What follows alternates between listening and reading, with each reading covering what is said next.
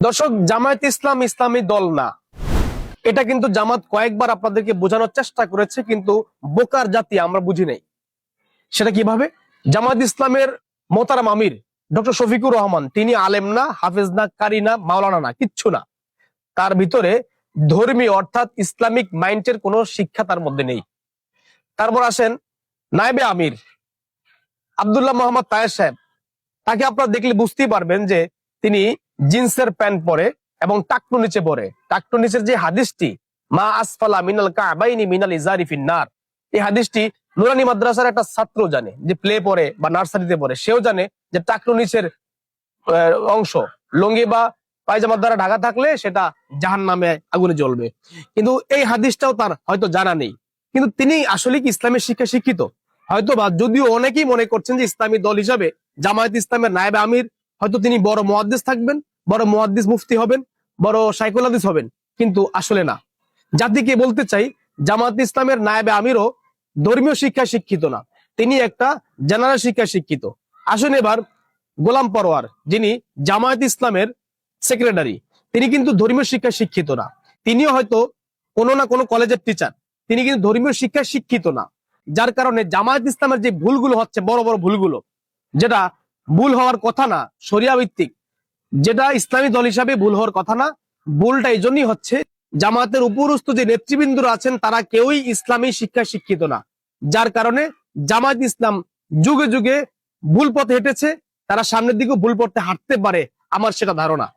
প্রিয় দর্শক, জামায়াত ইসলাম ইসলামী দল অনেকেই বলেন, কিন্তু তারা একেবারে আপনাদেরকে বোঝাচ্ছে যে আমরা ইসলামী দল না, কিন্তু তারা মুখে বলে নেই, তাদের কার্যে বোঝানোর চেষ্টা করেছে কয়েকবার। আরেকটা ধাপ আপনাদেরকে বলতে চাই, জামায়াত ইসলামের ডক্টর শফিকুর রহমানের দাড়ি ছিল না আগে, তিনি কাটতেন। অথচ রাসূলুল্লাহ সাল্লাল্লাহু আলাইহি ওয়াসাল্লামের হাদিসের বহির্ভূত কাজ। তিনি আগে পাঞ্জাবি পরতেন না, তিনি আগে শার্ট পরতেন। তিনি আগে পায়জামা পরতেন না, তিনি আগে জিন্সের প্যান্ট পরতেন। এবার আসেন জামাতের নায়েবে আমির, তিনি দাড়িকে এমন ভাবে কাটিং সাটিং করে যে মনে হচ্ছে তিনি এখনো 18 বছরের যুবক হওয়ার চেষ্টা করতেছেন। তার দাড়িকে এখান থেকে কেটে ছেটে শুধু এই নিচে দিয়ে এতটুকু মানে কিছু দাড়ি রাখে। এটা হয়তো তার মডেল হইতে পারে। সে বোঝাচ্ছে যে আমি আসলে রসুল প্রেমিক না, সুন্নাহ প্রেমিক না। এবার আসেন গোলাম পরোয়ার, তিনি হয়তো দাড়িটা একটু বড় ছোট করেছেন, তারপরও তিনি কাটছাট দিচ্ছেন। এবার আসেন জামাত ইসলামের যারা মুখপাত্র বলেন, এভাবে যারা উপরস্থ দায়িত্বশীল রয়েছেন, প্রত্যেকেরই একই অবস্থা, প্যান্ট শার্ট এবং টাই পরা।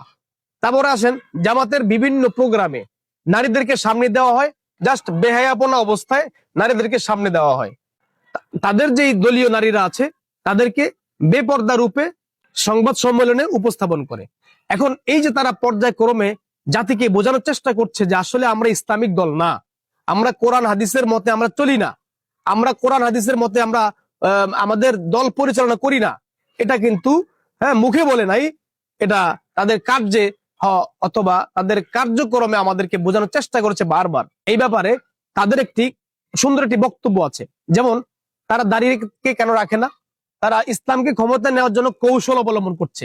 তারা পাঞ্জাবি কেন পরে না? সুন্নাহ। এই জন্য এইটা গায়ে দিলে নাকি ইসলাম কায়েম করা সম্ভব না, এই জন্য তারা কৌশল হিসাবে এটাকে তারা পরিত্যাগ করেছে। তারপরে আসুন টাকটু নিচে পায়জামা পরা, তারা এটা পরিত্যাগ করতে পারছে না। কারণ কি? টাকটু নিচে পায়জামা তারা পরে, কেন পরে? তারা এটা কৌশল হিসাবে নিচ্ছে যে ইসলাম কায়েম করতে হলে হয়তো টাকটু নিচে পায়জামা পড়তে হবে, অনেকের সাথে কাঁধে কাঁধ মিলাতে হবে। তারা অনেক আগেই ভুল বুঝাচ্ছে জাতিকে যে আমরা ইসলামী দল না। বোকার জাতি আমরাই থেকে গেলাম।